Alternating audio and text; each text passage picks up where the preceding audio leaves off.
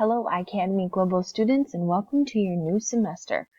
A part of getting you ready for your new semester is going to be walking through one of your courses and just reminding ourselves of some of the main components, some of the things that you're going to need to look at daily, and what are the most important parts of our online classrooms that we need to know about and really kind of know like the back of our hand in order to be successful in our new semester.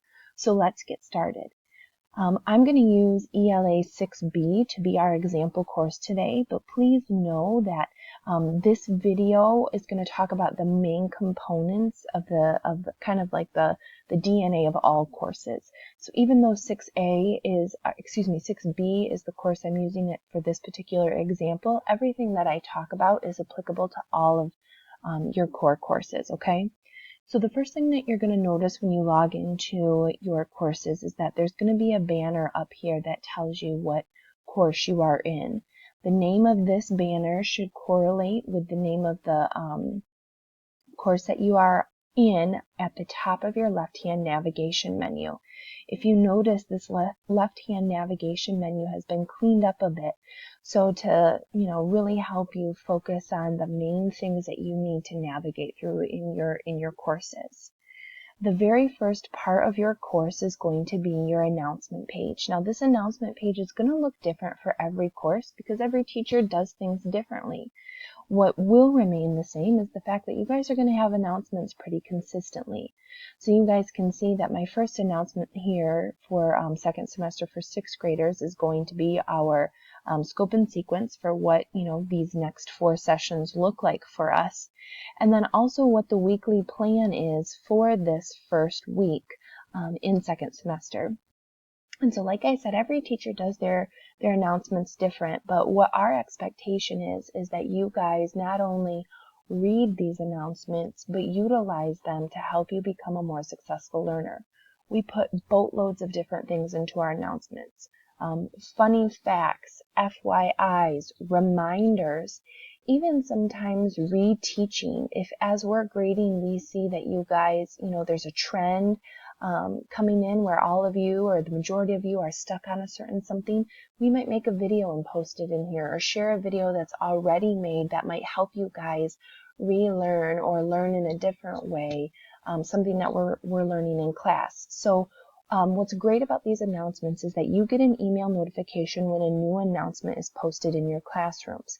Now remember, in that email, I want you to think about it simply like a notification to say to yourself, hey, I got an email about announcements. I'm going to go to my announcement page in that class and look at the announcement page. Because in the email, images and videos and audio do not send through email. They only work when you're looking at the announcement through the announcement page. So make sure that you're always coming to the announcement page to check out the announcement for that class so you can get the whole scope of what the announcement is. Okay? So that's the first thing on our list. The second thing on your list is your course calendar. Now remember, guys, this is going to be your best friend. I want us to only look at this first week in second semester, okay? In your lesson that you guys are going to do today, this video that I'm actually making right now is a part of the lesson, you guys are going to kind of do a reminder of what you are going to use as a learner as your own organizational tool. We really try to inspire you guys as best as we can to find a tool that works for you. And this calendar is located in all of your classes, and this is going to be a tool to help you guys stay organized. Right now I'm in the month view, and I have ELA 6B checked. So you can see here every part of my class for this week. If you notice, on Wednesday the 25th, there is something listed with a check mark. This is a specific assignment, okay? And when you click on that assignment, your option will look a little bit different. My teacher option says edit this assignment, but when you click on an assignment for you, your option will say go to this assignment, and you can go right to the assignment that is listed here. The other things that do not have a check mark are labels that correlate with the folder of work that you have to do for that day. So, for example, if you click on today's work, it says Success in Second Semester. So if you notice, this event or this label that's in your calendar says for January 23, your task for ELA is to go to the Success in Second Semester calendar. Okay, so where do we find that? Well, we utilize our left-hand navigation menu again. And if you notice here, I have one folder that's open for you guys, and it's labeled Session 1, January 23 to February 9th. This is where all of your work for our Session 1, remember sessions are times in between break weeks, this is where all of your work is going to be located for Session 1. So if you click on Session 1, you're going to notice that all of your coursework is going to be organized into different weeks. This will help you kind of stay on track. Notice that for every week you have dates that are labeled there too. So if you ever get lost or if you ever get confused with your calendar, you can refer back to how these dates are labeled here for you. Now, like I said, my calendar event that I was looking at was for January 23. So I'm going to look at my label here. Week 1 is from January 23 to 27, and I'm going to click on that because that's what I'm looking for. And if you look here, this label, the first folder that's listed in week 1 is Success in Second Semester. That's exactly what the label was in the 6th grade ELA calendar for January 23. Okay? And then if you notice for the whole week, it's in chronological order of what you guys are going to do. Just like it's in chronological order here on the map, on the calendar for what you guys are going to do for ELA, okay? It goes right in chronological order for that. Now, if you notice, I just clicked from the month view to the week view here. If that's something that you prefer, you can see that this way. Or if you're somebody that really likes to just go at things one day at a time, you can always click on this day view here too. What I would suggest is to utilize this course calendar in all of your courses. Remember, you could click on each and every one of your classes, so you could have all 6 classes here show up here on your calendar, and then transfer that into your to-do list or your planner or your checklist in some way, so that at the end of the day, once you've gone through all 6 of your classes and you've spent an average of an hour per class per day, you can really have that satisfaction of checking off each of the 6 things that you have on your list for each day. That's just a really, really powerful tool that you have. Let's go back to our coursework here. I'm going back to our sessions. I'm going back into week 1. Now, this is what the 6th graders week 1 is going to look like.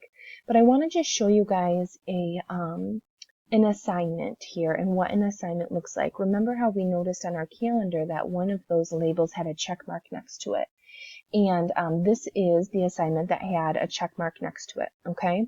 I know this is an assignment because this icon always means assignment here. And so you can also know that it's an assignment because when you hover your mouse over the label of it, it becomes clickable. And when you click on it, you can say, oh, look at that. It says assignment information. What I love about this, you guys, is you get a really good one-stop shop for your assignments. You get to see when it's due, what the assignment is named, how many points it's worth, how to do the assignment here, and then you get to turn it in this way, okay? Now this particular assignment is actually going to be done, the work is going to be done in your journal, and what you're going to turn in is just a summary sentence of what you do in your journal. And we'll talk more about our journals later in this presentation. But this is where you find the directions for your assignment, and there are a few different ways that you can submit assignments here. For this particular assignment, you're going to choose the Write Submission button. And in the Write Submission button, you can type your response right in here, okay? You can change the color in the font if you want to. That's going to be done right inside of an assignment. There will also be times where I will ask you to upload a file of some sort. That could be a Word doc, it could be a PowerPoint presentation, it could be even just like a selfie for a note check or something. To upload anything to an assignment, you would browse your computer here. I'll just choose this image to put on here. You can always add any comments to me that you want, but here's the kicker, dudes. If you don't press this button right here, it is like doing your homework at home and then leaving your homework at home, not turning it in the day that it's due. So we have had students in the past that have said, oh, wait a second, why is that assignment missing? I swear I turned that in. Or I swear I did that. And that totally might be the case, guys. But turning it in and doing it are two very different things. So in here, you may have done the work, but without actually clicking the submit button, I will never know if you did.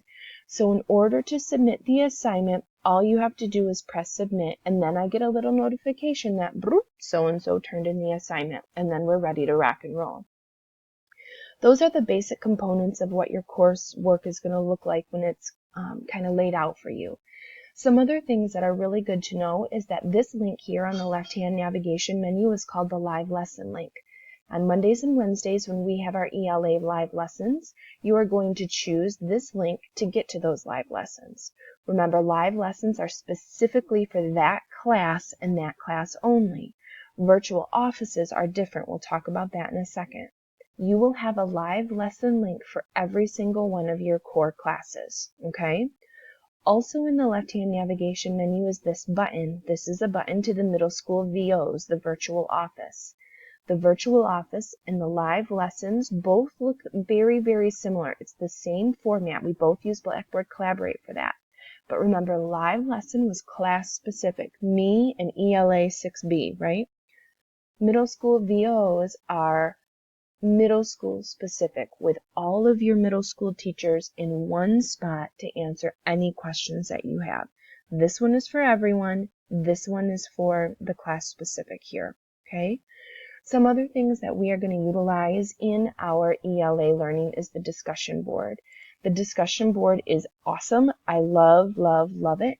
It's really, really easy. The discussion board will be listed in your coursework, in your session folders right here when you need to add to it. And the way that you add to a discussion board is you create a forum,